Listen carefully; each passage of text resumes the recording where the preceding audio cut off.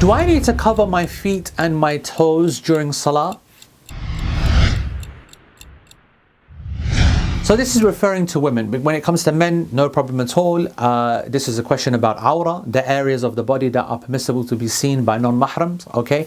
So when it comes to the male, actually, when it comes to their Awrah in the prayer, technically speaking, as long as they are covering from their navel to their knee, and it's good to cover at least a shoulder, you're good to go. Bare arms, bare shoulder, bare knee down, everything, you're fine. But for a woman, of course, is very, very different. A woman has to cover her entire body other than her face and her hands, and then the feet is where the scholars differ. The majority of the scholars, they insist that the feet should be covered, okay? So socks should be worn effectively for a woman. However, the position of Imam Abu Hanifa alayhi rahmatullah and the position of Ibn Taimiyyah alayhi rahmatullah are based upon the hadith of Salamah, and some of the scholars said that this hadith has a bit of weakness, but the Prophet ﷺ, when he was asked about a woman wearing what clothes she could wear with respect to the bottom half of her body, the Prophet ﷺ indicated a thobe that came to the top of the feet. And if the Prophet ﷺ has signed off on a thobe that covers the top of the feet without having the feet requesting the feet to be covered themselves, then this indicates of course that the feet will be uncovered, because when a person goes into sajda, even if a thobe while standing covers the top of the feet, it doesn't cover the bottom. When you go into sajda, the soles of the feet will become uncovered, the rest of the feet will be uncovered. I follow this opinion, meaning that it is permissible for a woman to pray without having to cover her feet.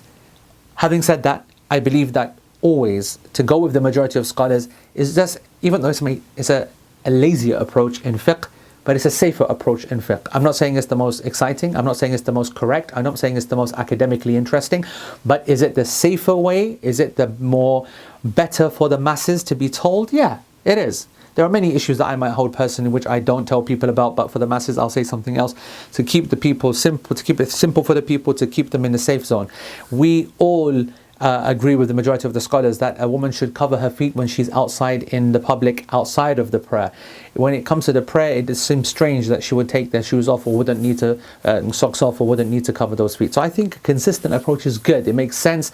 It fits into the general principles of Sharia as well, that she should cover her feet. But is it a condition? If someone was to ask me, is it a condition for a woman to cover her feet and toes in the prayer?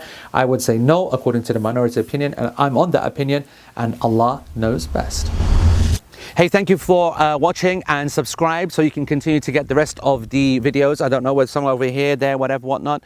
It's beautiful, this series of videos, FaithIQ, and we need your support, and that's by watching it, by sharing it, and then by donating towards it, so we can continue to make more videos that deal with more of your issues. Jazakumullah khair, wa assalamu alaikum wa rahmatullah.